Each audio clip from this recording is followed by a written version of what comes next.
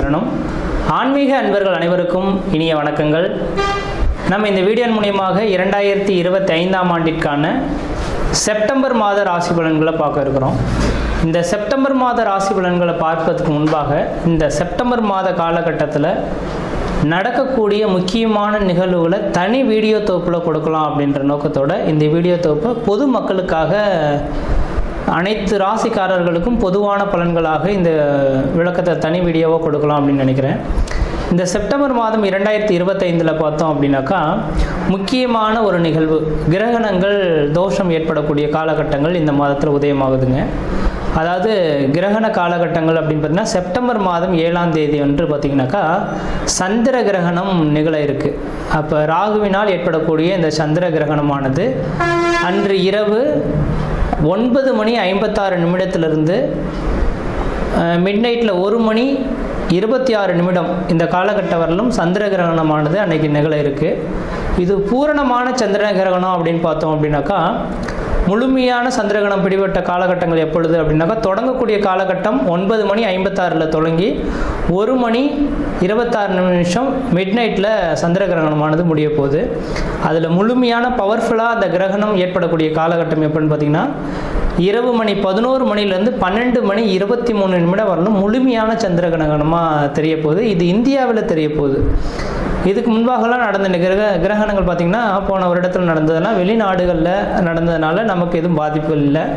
ஆனால் இந்த சந்திர கிரகணம் மட்டும் இந்த காலகட்டத்தில் இந்த மாதத்தில் மட்டும் நம்ம இந்தியாவில் தெரியக்கூடிய ஒரு கிரகணமாக இருக்க போகுது.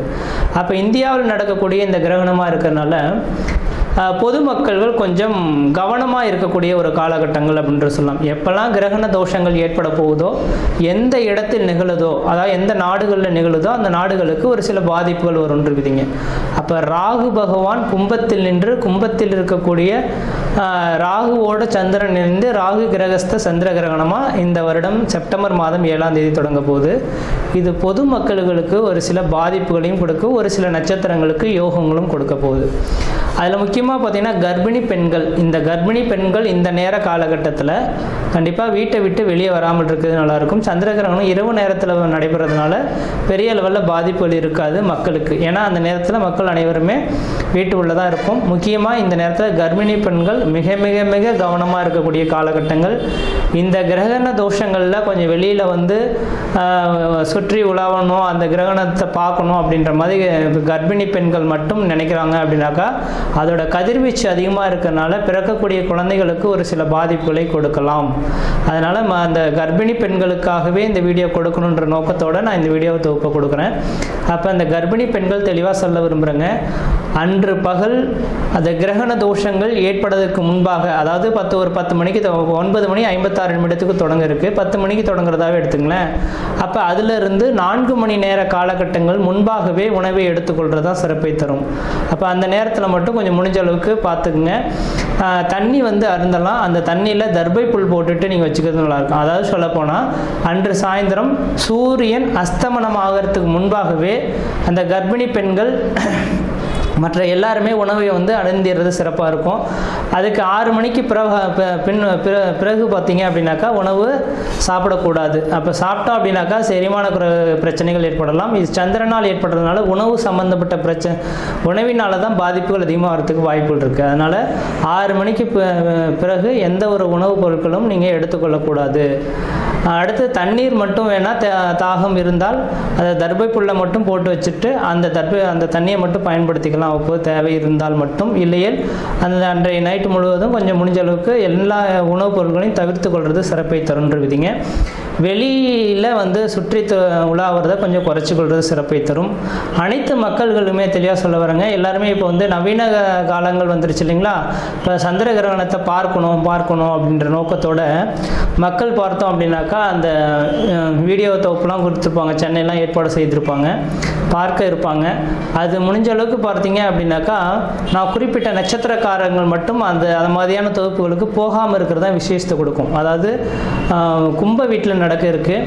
இந்த கும்ப வீட்டில் இருக்கக்கூடிய சதயம், பூரட்டாதி, உத்திரட்டாதி, சதயம், பூரட்டாதி, உத்திரட்டாதி இந்த 3 நட்சத்திரக்காரர்களும் புனர்பூசம், விஷாகம் மொத்தம் இந்த 5 நட்சத்திரக்காரர்களும் கம்பல்சரி வெளியில் வராமல் இருந்துக்குங்க. கர்ப்பிணி பெண்கள் எப்படி இருக்கணுமோ அதே போல் சதயம், பூரட்டாதி, உத்திரட்டாதி, புனர்பூசம், விஷாகம் இந்த 5 நட்சத்திரக்காரர்களும் கர்ப்பிணி பெண்களும் அந்த நேர காலகட்டத்தில் வெளியில் வராமல் இருக்கிறது தான் சிறப்பை தரும். அவர்களுக்கு முழுமையான அந்த ஏன்னா அதோட அவங்களோட 1-5-9 அதோட கனெக்டிவிட்டியில் தான் இந்த ராகு கிரகஸ்த சந்திர கிரகணமானது தொடங்க இருக்குது. அதனால் இந்த நபர்களுக்கு மட்டும் பாதிப்புகள் அதிகமாக இருக்கும். இவர்கள் வெளியில் வராமல் இருக்கிறது விசேஷத்தை கொடுக்கும். மற்ற நபர்கள் வெளியில் போகலாம்.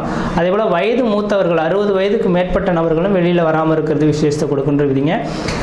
இது அப்போ அந்த நேர காலகட்டத்தில் இந்த கிரக காரத்துவம் பெரிய லெவலில் பாதிப்பை தராத மாதிரி உங்களுக்கு தெரியலாம். அந்த கிரகண தோஷங்கள் ஏற்பட்டு அடுத்த 40 நாட்களுக்கு பிறகு தான் அதோட பாதிப்புகள் கொஞ்சம் அதிகரிக்கிறத பார்க்க முடியும். இப்போ உடல் ரீதியான தொந்தரவுகளை ஏற்படுத்தலாம். உணவு குழாய் சம்பந்தப்பட்ட பிரச்சனைகள் இந்த நபர்களுக்கு வரலாம். அதனால் கொஞ்சம் கவனமாக இருங்க.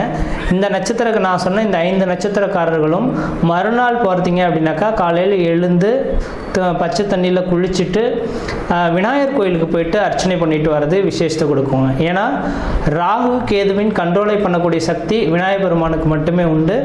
அப்போ மறுநாள் செப்டம்பர் 7ஆம் தேதி நைட்டு இந்த கிரகணம் தொடங்க இருக்குது.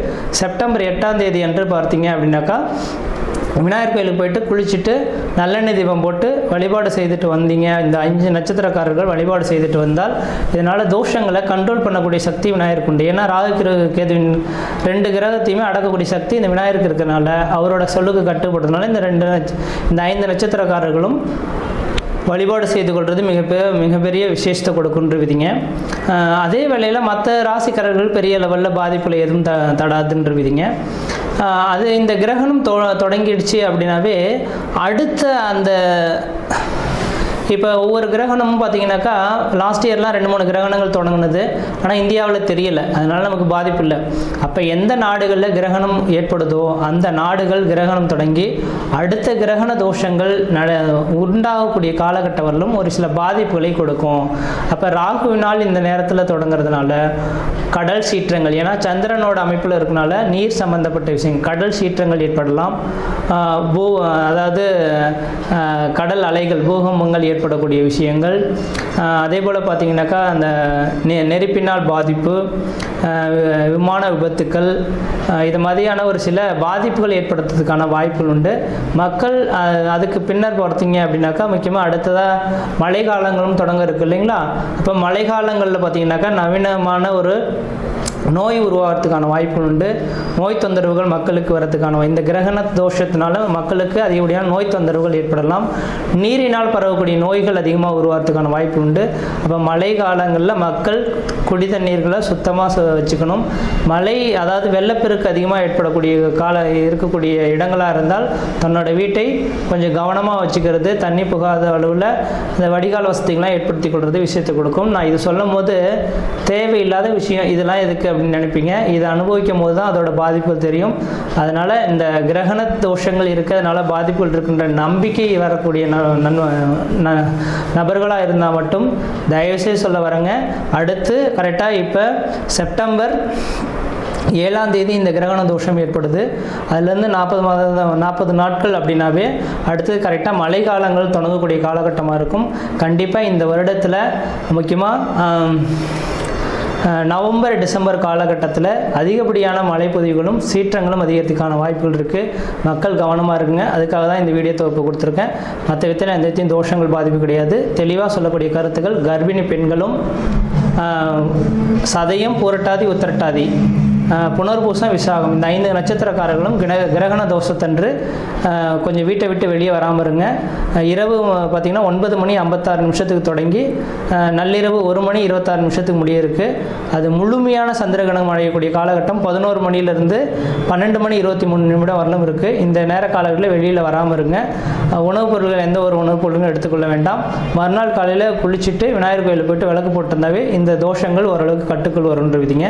மற்ற விதத்தில் யாருக்கும் எல்லோரும் தோஷம் கிடையாது. நம்ம இந்த வீடியோ மூலமாக 2025ஆம் ஆண்டிற்கான செப்டம்பர் மாத ராசி பலன்களை பார்க்க இருக்கிறோம். குறிப்பாக இந்த வீடியோவானது பார்த்தோம் அப்படின்னாக்கா கும்பராசி அன்பர்களுக்கான வீடியோ. இந்த கும்பராசி அன்பர்களுக்கு இந்த 2025 செப்டம்பர் மாத கிரகங்களை ஆராயத்துக்கு முன்பாக கும்பராசி அன்பர்களின் குணாதிசயங்கள் அப்படின்னாக்கா இது வந்து காலபுருஷ தத்துவத்துக்கு 11ஆம் வீடுங்க. கும்பம் இருக்கக்கூடிய இடம் அப்படின்னு சொல்லுவாங்க. அப்போ கும்பத்தை பார்த்தால் எல்லாரும் மரியாதை செலுத்தக்கூடிய அமைப்புகள் உண்டு இல்லைங்களா? அப்போ கும்பராசியை பார்த்தாங்கன்னாவே இவங்களுக்குன்ற தனித்த ஒரு அடையாளத்தோட இவங்க வாழக்கூடிய நபர்களாக இருப்பாங்க. யாருக்கும் அடிவணிஞ்சு போக மாட்டாங்க. தன் உண்டு தன் பழப்பொண்ணுன்ற மாதிரி அப்படியே இருக்கக்கூடிய நபர்களாக இருப்பாங்க. நீதி நேர்மைக்கு கட்டுப்பட்ட நபர்களாக இருப்பாங்க. ஆனால் இந்த நபர்கள்லாம் பார்த்தீங்கன்னா பணம் பொருள் இருக்குதோ இல்லையோ தெரியாது. இவங்களோட இறக்கும் காலகட்ட வரலும் இவங்களோட பேர் புகழ் கௌரவத்துக்கு குறையில்லாத வாழ்க்கை வாழக்கூடிய நபர்கள் யாருன்னா இந்த கும்பராசி அன்பர்களாக தான் இருக்க முடியும். அப்படிப்பட்ட இந்த கும்பராசி அன்பர்களோட வாழ்க்கையில் ஒரு சோதனைக்கான காலகட்டம் தொடர ஆரம்பிச்சிருச்சுங்க. அதாவது கடந்த ஒரு 2.5 வருட காலமாகவே 7 சனியின் பாதிப்புகளில் இந்த கும்பராசிக்காரர்கள் இருந்துட்டு இருக்கீங்க. என்னடா எல்லாருமே நல்லா தான் இருந்தோம், நல்லபடியாக தான் போயிட்டு இருந்தது, ஆனால் பெரிய லெவலில் ஒரு சர்க்கிள்களை சந்திக்கிற மாதிரி இருக்குது, நாம் எதிர்பார்த்த விஷயங்கள் எல்லாமே தடைகளாகுது அப்படின்ற மாதிரி மன வருத்தத்தில் இருக்கக்கூடிய நபர்களாக கும்பராசி அன்பர்கள் இருந்துட்டு இருக்கீங்க. இதுக்கு காரணம் என்ன அப்படின்னாக்கா முன் ஜென்மத்தின் பலன்களை இந்த ஜென்மத்தில் அனுபவிக்கணும். ஒவ்வொரு உயிரினமும் இந்த உலகத்தில் பிறப்பெடுக்குது அப்படின்னாக்கா முன் ஜென்மத்தில் அது செய்த பாவத்தின் தொகுப்புகளை இந்த ஜென்மத்தில் கழிக்கிறதுக்காக பிறப்பெடுத்துக்காக தான் உண்மை. நாம் தான் நினச்சிக்கிறோம் இந்த உலகத்தில் பிறந்தவொன்னே சொத்து சேர்க்கணும், பொருள் வாங்கணும், குழந்தை பேர் பெற்றெடுக்கணும், மாளிகைகளோடு வாழணும், பேர் புகழோடு வாழணும் அப்படின்றத நினைக்கிறோம். கிடையாது. முன் ஜென்மத்தில் செய்த விட்டகுறை தொட்டகுறையை இந்த ஜென்மத்தில் அனுபவிக்கணும். அதில் செய்த பாவத்தை அந்த கழிக்கக்கூடிய காலகட்டம். இந்த பாவங்கள்லாம் எப்போ கழியும்? இந்த சனி பகவான் உங்களை வந்து எப்போ தொடுகிறாரோ அப்போ தான் கழியும். அப்போ இந்த ஒரு 30 வருடத்துக்கு ஒரு முறை இந்த விதிகள் நடக்கும். அப்போ 30 வருடத்தில் முதல் சுற்று எப்போ வருதோ அந்த நேர காலங்களில் 7 சனிக்கான தாக்கத்தினால பல முன்ஜென்ம கர்மாவின் பலன்களை அனுபவிச்சுட்டு வருவீங்க. அதை நினச்சி பார்க்கும்போது இந்த நேர காலங்களில் கடந்த 2 வருஷ காலமாகவே குடும்பத்தில் ஒரு மன நிம்மதி இல்லை, மன சந்தோஷங்கள் கிடையாது, எடுத்த காரியத்தில் தடை தாமதங்கள், வம்பு வழக்குகள், சட்ட சிக்கல்கள், மன நிம்மதி குறையிறது, பொருளாதார நெருக்கடிகள், கடன் சொல்லக்கூடிய அமைப்புகள், சொந்த பந்தத்தினால பிரச்சனைகள், முக்கியமாக நிரந்தரமான வேலை இல்லாமல் தடுமாறிட்டு இருக்கீங்கன்ட்டு விதிங்க. இருந்த வேலையும் விட்டுட்டு வேலை இல்லாமல் தடுமாறக்கூடிய நபர்களாக இந்த கும்பராசிக்காரர்கள் இருந்துட்டுருங்க. அதுக்கு என்ன ஒரு பலன்கள் அப்படின்னாக்கா இந்த மாத காலகட்டத்தில் உங்கள் ராசியில் தான் பார்த்தோம் அப்படின்னாக்கா சந்திர கிரகணம் உதயமாக போகுதுங்க. இது கொஞ்சம் மென்மேலும் ஒரு சில பாதிப்புகளை கொடுக்குற மாதிரி தான் விதிகள் இருந்துகிட்ருக்கு. ஆனால் இந்த உலகத்தில் வானத்துக்கு கீழே பிறந்துட்டோம், எது நடந்தாலும் நம்ம ஏற்றுக்கொள்ள தான் தீரணும். அதை எதிர்த்து கொள்றதுக்கு தன் வலிமையை பெற்ற ஒரு நபராக நீங்கள் மாறணும். அதுதான் உண்மையான விஷயம். விதியை மதியால் வேணும்னு சொல்லுவாங்க இல்லைங்களா? அதுக்கு நீங்கள் தயார் நிலைப்படுத்திக்கிங்க. கொஞ்சம் சோதனைக்கான காலகட்டமாக இருந்தாலும் தயார் நிலை பெற்றெடுத்தால் உங்களோட வாழ்க்கையில் வளம் பெறத்துக்கான வாய்ப்பு உண்டு. அப்போ இதெல்லாம் எப்படி முறியடிக்க முடியும்னாக்கா இதுக்கு தெய்வங்களை கெட்டினா பிடிச்சிக்கிறது தான் ஒரே ஒரு வழிங்க. ஐயா நான் இது செய்த குற்றத்துக்கு தண்டனை உண்டு, ஆனால் நான் வந்து அதை முழுமையாக உணர்ந்து அதுக்கு நான் தலை குனிகிறேன், எனக்கு பார்த்து ஒரு கொஞ்சம் என்னை தூக்கிவிடு அப்படின்ற மாதிரி இந்த நேர காலகட்டத்தில் திரும்ப நீங்கள் எதுவும் தப்பு செய்யாமலும் மற்ற உயிர்களுக்கு புண்படும்படி மனதை நீங்கள் இருக்காமலும் இருந்துக்கிட்டு இருந்துட்டீங்க அப்படின்னாக்கா உங்களுக்கு பெரிய லெவலில் பாதிப்பை தராது. அப்போ இந்த மாத காலகட்டத்தில் கிரகண தோஷமானது சந்திர கிரகணம் செப்டம்பர் 7ஆம் தேதி அன்று இரவு மணி 9:56 நள்ளிரவு 1:26 வரலும் தொடங்க இருக்குங்க. அந்த நேர காலங்களில் உங்கள் ராசியிலே உதயமாகறதுனால இந்த கும்பராசி அன்பர்கள் அனைவருமே அமைதியாக வீட்டுக்குள்ளேயே அன்றைய நள்ளிரவு மட்டும் இருங்க. சாயந்தர வேளையில் 6 மணிக்கு முன்பாகவே உணவை சாப்பிட்டுடுங்க. அன்றைய நைட்டு முழுக்க சாப்பிடக்கூடாது. மறுநாள் காலையில் எழுந்து தண்ணீரில் குளிச்சுட்டு வீட்டு அருகே இருக்கக்கூடிய அரச மரம், ஆலமரம் அல்லது வேப்ப மரம், மரத்தடியில் இருக்கக்கூடிய விநாயகர் பெருமானை போய் தரிசனம் பண்ணிட்டு வழிபாடு செய்துட்டு வந்தீங்கன்னாக்கா இந்த கிரகண தோஷனால் பாதிப்புல கொஞ்சம் குறைச்சிக்கொள்ள முடியுன்றீங்க. அந்த கிரகண தோஷங்கள் ஏற்படக்கூடிய காலகட்டத்தில் உங்கள் வீட்டிலேயே இருந்து ஏதாவது கிரகத்தின் மந்திரங்களை உச்சாடனம் செய்வதன் மூலமாக அதோட தோஷத்திலிருந்து விலகத்துக்கான வாய்ப்புகளும் அதிகமாக இருந்துட்டுருக்குன்றீங்க. இந்த மாத காலகட்டத்தில் கொஞ்சம் ஏற்றம் இறக்கங்கள் நிறைந்த ஒரு மாத காலகட்டமாக இருக்குது. பிரச்சனைகள் வராமல் தடுத்துக் கொள்வதற்கு விநாயகர் பெருமான மனமுருக வேண்டிக் கொள்ளுங்க. அதுவே மிகப்பெரிய ஒரு வாய்ப்புகளை திறந்துருக்குதுங்க. இப்போ மட்டும் கிடையாது, இந்த 2028ஆம் ஆண்டு காலகட்டம் வரலுமே தெளிவாக சொல்ல வரேங்க. 2028ஆம் ஆண்டு காலம் முடிகிற வரலும் சனிக்கிழமை முதலும் சாயந்தர வேளையில் 5:30 மணிலேருந்து 6:30 மணிக்குள்ளார விநாயகருக்கு நல்லெண்ணெய் தீபம் போட்டுவாங்க. மழை போல் வரக்கூடிய பிரச்சனைகள் பனி போல் விலகுன்றீங்க. ஆனால் கண்டிப்பாக தெளிவாக சொல்ல வரேன், யார் உங்களுடைய சுய ஜாதகத்தை எடுத்து பார்க்குறாங்களோ இல்லையோ, கும்பராசிக்காரர்கள் கம்பல்சரி உங்களோட சுய ஜாதகத்தை உங்கள் குடும்ப ஜோதிடர்கிட்ட கொடுத்து தெளிவாக செக் பண்ணி பார்த்துக்கொள்றது தான் மிகப்பெரிய விஷயத்தை கொடுக்கும். உங்களோட சுய எல்லாத்தையும் ஒரு தடவை எடுத்து செக் பண்ணி பார்த்துட்டு எது செய்யலாம் எது செய்யக்கூடாது, தொழில் தொடங்கலாமா, உத்தியோகம் பார்க்கலாமா, தனியார் துறைக்கு வேலைக்கு போகலாமா, என்ன செய்தால் நல்லாயிருக்கும் அப்படின்றத கேட்டு தெரிஞ்சுக்கிட்டு அதுக்கப்புறம் எடுத்தோம்னாக்கா கடன் பிரச்சனையிலேருந்து மீண்டு வர முடியும். இல்லையேல் இதை பெரிய லெவலில் கடனுக்காக கஷ்டப்படக்கூடிய ஒரு காலகட்டங்கள் உதயமாகலாம். கொஞ்சம் சிந்தித்து செயல்படுங்கள். இந்த மாத காலகட்டம் சிந்தித்து செயல்படுத்தால் வாழ்க்கையில் வெற்றி பெறத்துக்கான வாய்ப்புகளாக இருந்துகிட்ருக்கு. முயற்சி எடுத்து பாருங்கள், கண்டிப்பாக வெற்றி பெறுவீங்கள். நன்றி, வணக்கம்.